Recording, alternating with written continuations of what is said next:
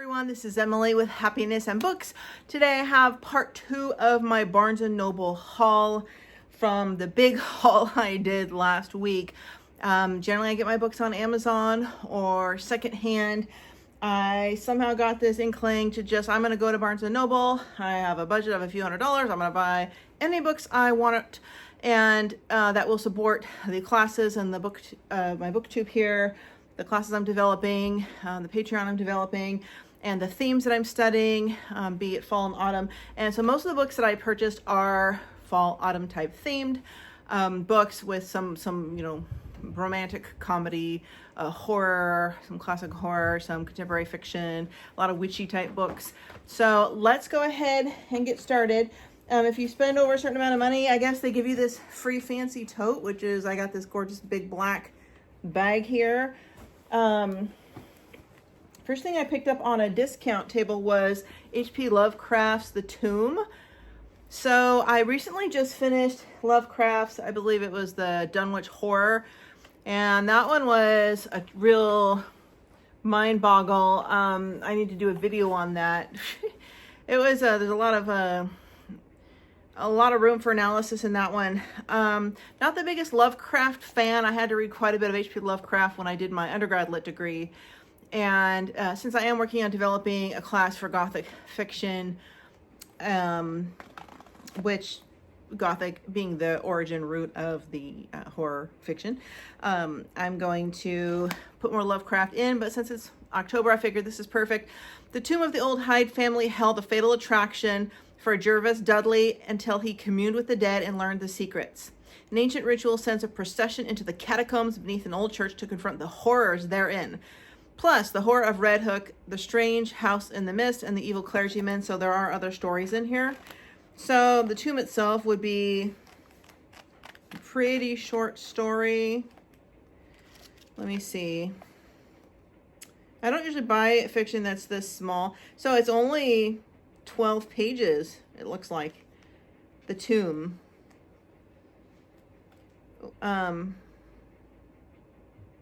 Here's the first sentence. In relating the circumstances which have led to my confinement within this refuge for the demented, I am aware that my present position will create a natural doubt of the authenticity of my narrative. Ooh, fascinating.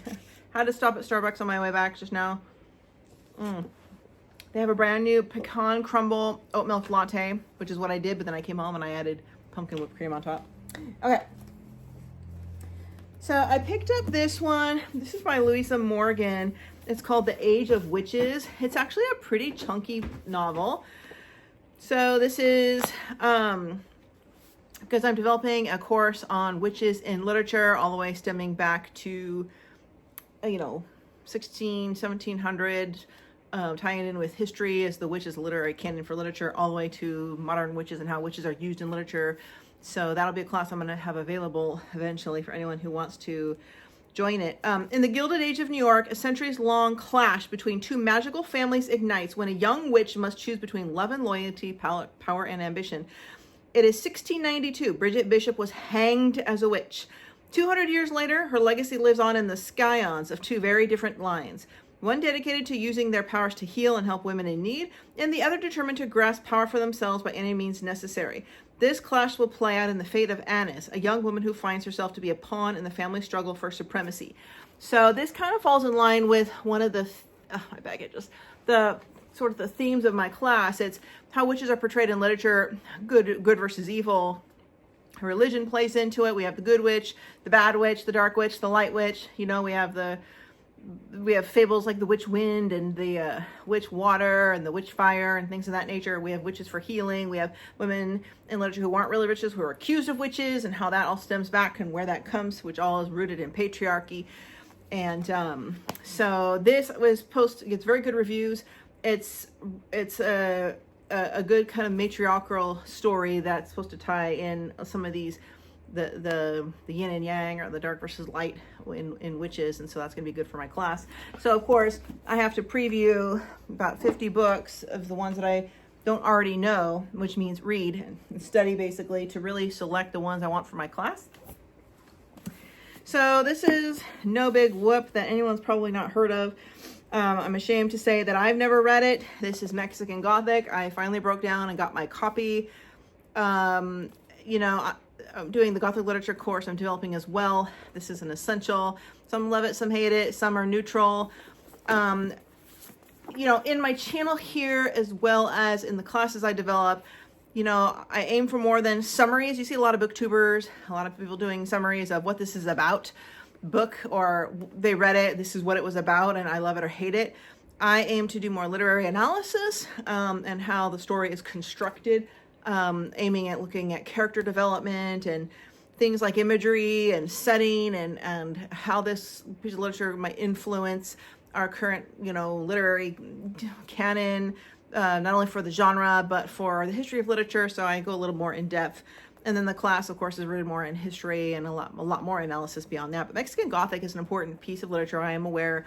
I know a lot about it. And it's a little different. It kind of falls on par with the Southern Gothic theme, which is, well, that's a whole other topic.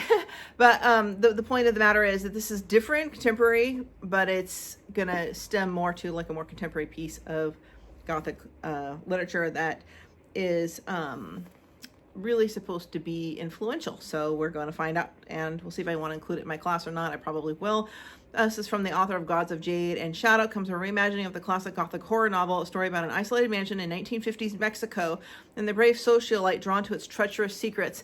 And I love the fact that this is, has more of a, set in Mexico, right? It's not the typical, a lot of which literature is rooted in England. So it's, or Salem, Massachusetts, Puritan era and colonial era. And so it's going to be a little interesting to see how this plays out in a completely different culture. I did get next by Alexis Henderson, this one, The Year of the Witching. You've probably heard about it. I've heard a lot about it. It's supposed to be an incredibly haunting book, really just atmospheric with beautiful literary descriptions.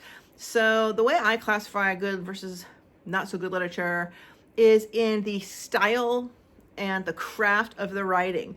I don't base it on how good the story was. I love the story. Dialogue is a part of it, but not in how it plays out in your mind, how it's laid out on the page. So the use of language in prose, narrative, in dialogue, how lyrical is the language, how rich and beautiful it is, and how effective it is in setting the scene for and in representing the genre that it falls in. That's what I look for, what makes books worth studying. Anyway, we'll see if this makes the cut. In the lands of Bethel, where the prophet's word is law, Emmanuel Moore's very existence is blasphemy. Her mother's union with an outsider of a different race cast her once proud family into disgrace. So Emmanuel does her best to worship the Father, follow holy protocol, and lead a life of submission, devotion, and absolute conformity like all the other women in the settlement. So this sounds to me like it falls in line with the time period and style of Slewfoot, which I've been reading. You'll have seen in my weekly vlog, that I'll be releasing this weekend. Slewfoot very much takes place in, early colonial America, and where the women are just like dogs, basically, is what it comes down to. They're treated like dogs. And men think that they're about as smart as dogs. So this falls along that same time. We'll see if this makes the cut for my class. Okay, so I have here some that I 100% purchased for my own fun by, y'all are gonna laugh. This might be ad nauseum for some of you. Where's the other one? There should be a third one in here. I don't see it. Missing. I must have taken two out. Yeah, this is by Lori Gilmore. These are big hits right now for autumn. The Pumpkin Spice Cafe and the Cinnamon Bun Bookstore. All it takes is a little bit of sugar and spice. It's the season to fall in love. This is just contemporary, kind of sweet or atmospheric seasonal romance, I guess. But they're all the rage right now, and I'm very, very, very leery of all the rage. These books are worthy of it for me for the covers. A cover can sell a book, and the book can be terrible. So I'm not only am I leery, I have researched extensively and read and listened to a lot of reviews of the books and the author. And this is for me just fun relaxation reading, nothing I'm using for any kind of educational purpose, but just to feel a little bit more in the season. I can display it here with my collectible Charlie bears. These are my autumn bears. So I also got her new Christmas one, which apparently is missing from the bag. I don't know what happened to it. Okay. So I'm also working on developing a fantasy literature membership, which it's been an ongoing passion project. I'm developing a list of 100 noteworthy and influential and beloved fantasy novels. So, and in that membership, every fantasy novel out of the 100 of the list has compiled from various sources, including my own editions, having been a literature instructor, will be to have a group where we will together read each of the 100 books, have an analytical discussions, some book talks about it, and get deep into the books. But that's probably going to launch sooner than my fiction literary project, my classes on Gothic and witch literature, which are two separate classes that I'm developing. So, and these will be classes available for continuing education, not for college credit. Although I taught college for years, so, which I'm really tired of. This is like going to be like studying all the great literature without all the terrible essays. That's what this is going to be. Okay, so my more fun reading, pumpkin spice and everything nice. This is just cute autumnal reading, a little bit of romance, I suppose. Lucy Kane hates pumpkin spice lattes. Well, I am a fan of pumpkin spice lattes. But I'll tell you, this cinnamon crunch pecan thing that they have now at Starbucks, that is damn good. Okay. Lucy lives in quaint New England town of Briar Glen, where everyone loves all things autumn. She's a barista at her mom's coffee shop, Cup of Joe. As first fall leaves descend upon Briar Glen, Lucy and her mom gear up for a busy season. But then Java Junction, a multi-international coffee chain, opens a store literally across the street, home of the world-famous pumpkin spice latte. To make matters worse, it turns out to be blah, blah, blah. So obviously this literally sounds like a Hallmark movie. Probably will become one if it's not already. Okay, still going to read it because it's atmospheric. So this one, did I show this to you guys in my last haul? Because I had it out and I don't know if I put it back in the not reviewed bag. Anyway, this is by Kaylin Johnson. This is Ravenfall. This is a middle grade novel, but I thought the cover is beautiful. So this is something I'm previewing for my Gothic literature course because it is extremely Gothic as far as everything I researched and read and the recommendations, Library Home Journal, British Digest, everybody's talking about it. So 13-year-old Annabelle Belinsky has never been normal, even in her psychic family standards. Every generation uses their abilities to help run the Ravenfall Inn, a sprawling, magical B&B at the crossroads of the human world and the other world. But it's hard to contribute to when you are foreseeing death. So just a little glimpse. So yeah, this is obviously a Gothic mansion with a lot of supernatural things going on, which of course falls into the line of a spinoff of the elements that make up Gothic literature. So it's supposed to be extremely good and very bewitching and enchanting and magical and a little bit eerie and Gothic. So we will see how that plays out. Easy, fun read. I'll tell you, I have read, when I did my master's in, I have two masters. I have a master's in adult education and the other is in English literature. And I did a thesis project on children's classics. So I had to read 100 children's classic novels. And I had to design an entire college course for undergraduate English majors on classic children's literature. And so out of that, I picked, there's like 30 that were used for the class. But I'll tell you that I have read some brilliant, splendid, enchanting, genius children's novels. And I'm not just talking, obviously a lot of them are the classics, but some since then that are way better than any adult book I've ever read. And so if you don't read a lot of middle grade fiction, I can tell you're missing out, and especially if you get into some of the classics. Okay, so I have by Amy Goldsmith, who also did the book of Those We Drown. This is Our Wicked Histories, and so again another witchy fiction contemporary that I'm going to be scanning for the class. See how this plays into the witch literary canon. My eyes drifted to the statue, all facing my way, curious, their bodies mirrored in the waters below them. I knew they were just statues, 10 of them. I'd count that morning, but something about them made me feel watched. That's just a quote. I can't. What are you doing, buddy? You're being weird. Ooh, check this out. Little gift I got from C's Candy. Autumn Leaves, milk chocolate, solid. Sign me up for that. I don't think that's going to go with my pumpkin crumble pecan latte thingy. Okay. There's something in the lake at Ravenfall. At least that's what the locals say. Not that Meg cares much about the rumors. When she's asked to spend Halloween weekend at the Ireland retreat of the wealthy Wren twins, she recognizes the invitation for exactly what it is, her last, her only chance to save her spot at Grey Scots, the exclusive British art school she attended on scholarship until last summer. Clever, beautiful, and talented, the twins are the pride of Grey Scots, and kind-hearted Lottie Wren was her closest mate, but not anymore. None of Meg's old friends have talked about her since she left school. So the truth is these people are, and I'm going to leave you hanging.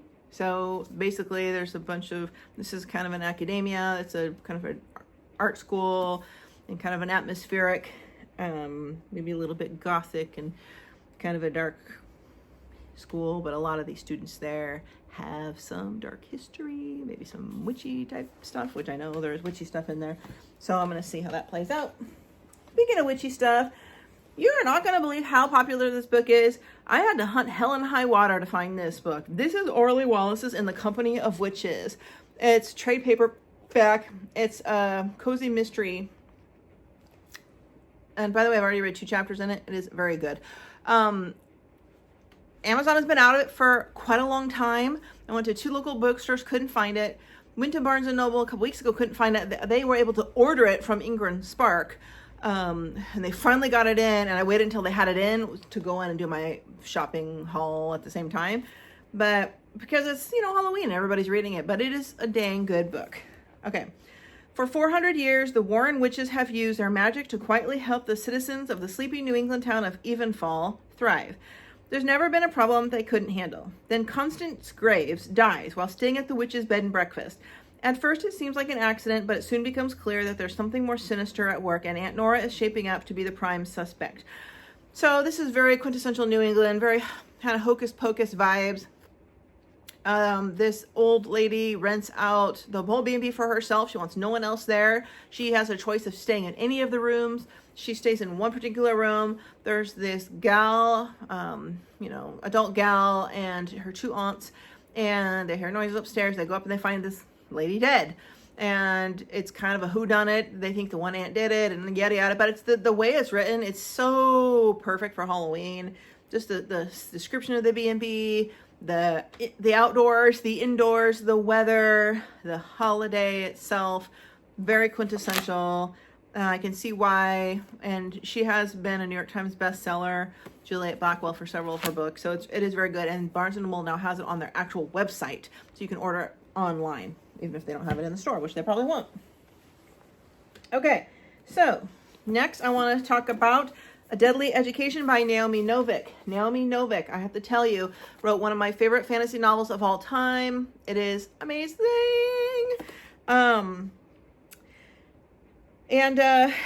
So what is the name? There's one of her other ones I haven't read. Let me look here. Oh, but the one I haven't read is Uprooted, which I have on my list. It's Uprooted, the one with the yellow cover. Spinning Silver, one of my favorite fantasy novels of all time. It's a gorgeous, gorgeous winter read, and it is going to definitely be part of my fantasy top 100 membership class, book club that I'm doing. It is incredible. So if you haven't read it, save it for that. So anyway, this one has more of an academic feel. Everyone loves Orion Lake. Everyone else, that is.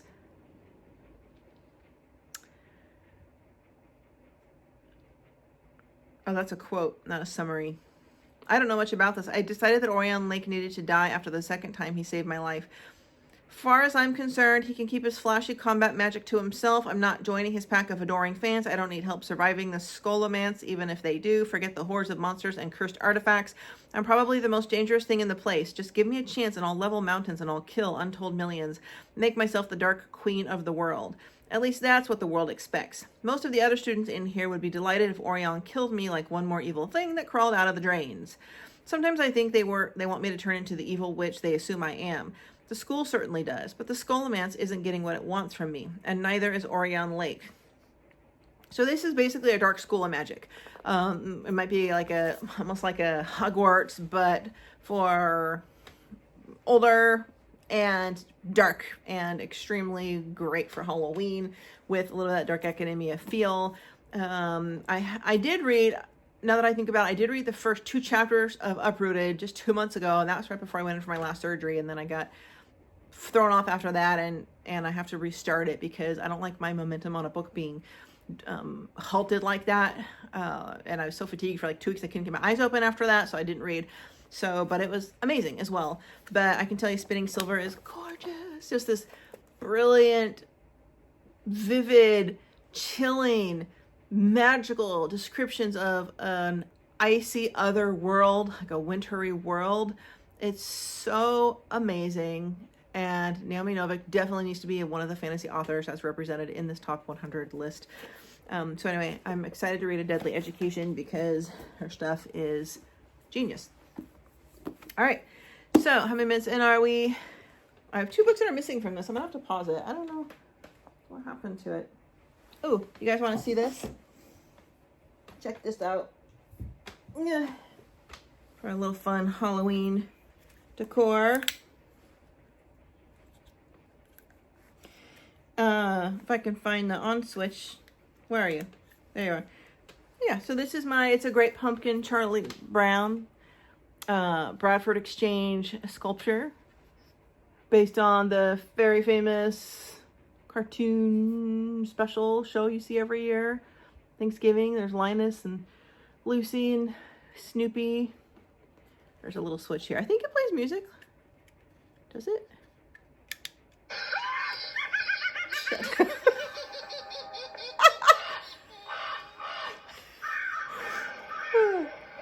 I thought it was music. I just got this. My cat looks as disturbed as I feel at this very moment. So, shit. That did not go as planned. Anyway, I think I'll just keep it for the light. All right. Next, I got A Dreadful Splendor by B.R. Myers. Be careful what you conjure. This has had very, very, very positive multi-star reviews. And I will read you the back. In this ghoulishly fun Gothic murder mystery brimming with romance, betrayals, and chills, a fake spiritualist is summoned to hold a seance for a bride who died on the eve of her wedding. But as nefarious secrets are revealed, the line between hoax and haunting blurs. In Victorian London, Genevieve Timmins poses as a spiritualist to swindle wealthy mourners until one misstep lands her in a jail cell waiting the noose. Then a stranger arrives to make her a peculiar offer. The lord that he serves, Mr. Pemberton, has been inconsolable since the tragic death of his bride. If Genevieve can perform a seance persuasive enough to bring the young lord peace, she'll win her freedom. So there's some political actually story woven in here, a little bit of blackmail intrigue, and of course some witchy magic, very Gothic descriptions. We got kind of the damsel in distress, and some we have obviously some. The Gothic comes from the being entombed or entrapped in a dark, wet, damp, gray, stone, underground, creepy, and cold cell that you might see in the dungeon of a castle. So supposed to be very good, and I'm excited to read it and see if this makes any kind of a cut. Whatever books don't make the cut for my 15 to 20 books for my Witches in Literature class will be on my secondary list of recommendations that follow the different genres as well. Let me pause this because I feel like 2 books fell and I gotta go find them real quick. I've returned. Actually, I found 3 books. One, now that I'm officially broke, is from Costco. It is a special anniversary edition of Wicked by Gregory Maguire. We are going to take a look in a minute. I'm not opening it. All right, but I did get the DarkDeep. This is a middle grade novel. I thought the cover was very spooky and just perfect for Halloween and gorgeous. This is by Ali Condi and Brenda Rakes, and they're both New York Times bestsellers. Some weird things popping up on my phone. So the reviews are saying this is a very scary, a spectacular, and like breathless book. That's kind of pretty scary. And it's bigger and heavier than a normal middle grade novel, just to point that out. Like here's let's see, here's another normal middle grade novel size. See the difference? Okay. The DarkDeep. Everyone in Timber still knows that Still Cove is off limits with its creepy beast sightings and equally terrifying legends. But when a bullying incident sends 12-year-old Nico Holland over a cliff and into Still Cove's icy waters, friends Tyler and Emma and even popular Opal Walsh rush to his rescue and discover an island hiding in the swirling mists. Ooh. Though the island appears uninhabited, the kids can't shake a feeling that something is not right. Their suspicions grow when they stumble upon an abandoned houseboat full of curiosities, odd-looking weapons, unnerving portraits, maps to unknown places, and a glass jar containing something completely unidentifiable. And in its depths churns a dark, deep secret. As the group delves into the mysterious new clubhouse, their lives begin to intertwine in weird and dangerous ways, for something ancient has awakened. So it's supposed to be very scary and awesome. So I'm excited about that. And, of course, I bought by Caitlin Rozakis this beautiful, I got it 50% off, this beautiful Dreadful. Again, another one that's just a winner for the cover. This actually was in the adult section on a table. It's a comedic fantasy. Perfect for Halloween. This is their exclusive edition. I don't know, with the tipped painted pages. All right, so let's read this. It's bad enough waking up in a half-destroyed evil wizard's workshop with no eyebrows, no memoirs, and no idea how long you have before the Dreadlord, whomever, shows up. Blah, blah, blah. I'm starting that again. Woo, that caffeine's getting me. Okay. And no idea how long you have before the Dreadlord, whomever, shows up to murder your whole... This is poorly written. I thought it was me, but it's not. This is a stinking tongue twister. The Dreadlord Whomever is apparently a title, not narrative or summary. How long Mr. Dreadlord Whomever shows up to murder you horribly and then turn your skull into a goblet or something. Okay. It's a lot worse when you realize the Dreadlord Whomever is you. Gav isn't really sure how he ended up with a castle full of goblins or why he has a princess locked in a cell. All he can do is play along with the evil plan, his own evil plan, in hopes of getting his memories back before he gets himself killed. But as he realizes that nothing from the incredibly tasteless cloak adorned with flames to the princess is quite what it seems. So it's comedic, but also an adventure and also a good Halloween read. So, hopefully it's more witty comedy like The Series of Unfortunate Events by Lemony Snicket, because those are brilliant. I read those probably 10, 15 years ago, twice, and they're genius. Let's open up Wicked and take a look here. Let's take a look. Ooh. This is at Costco right now. It might be on their website, but it was on their table of new stuff.